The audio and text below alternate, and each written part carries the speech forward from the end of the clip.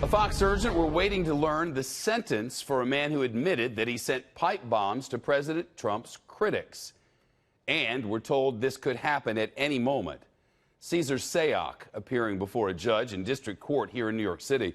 The former pizza delivery man and one-time stripper pleaded guilty to mailing 16 non-working pipe bombs just before the midterm elections last year.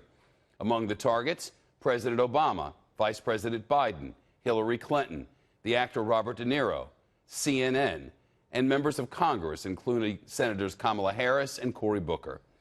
The man's van covered in images defending President Trump and criticizing his enemies. Bryan Llenas outside the courthouse. Bryan, explain what happened inside.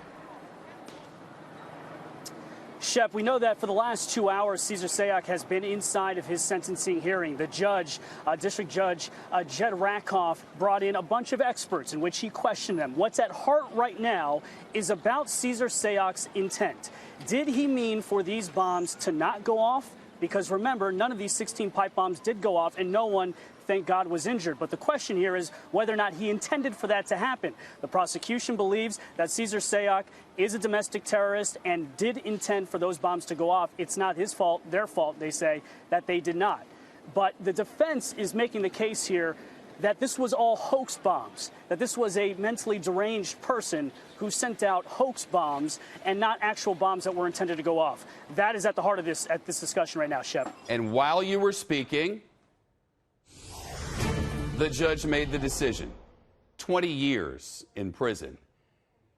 Bryan, his political history was a big part of this.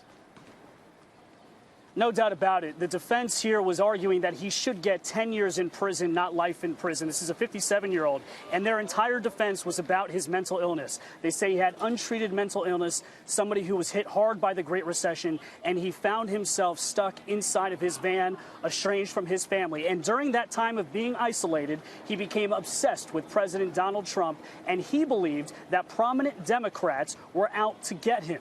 The defense was making the case here that this was not somebody who was going out there to actually have these bombs go off.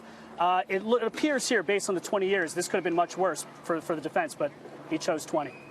It certainly does. Sure. Bryan Llenas live with us from Lower Manhattan.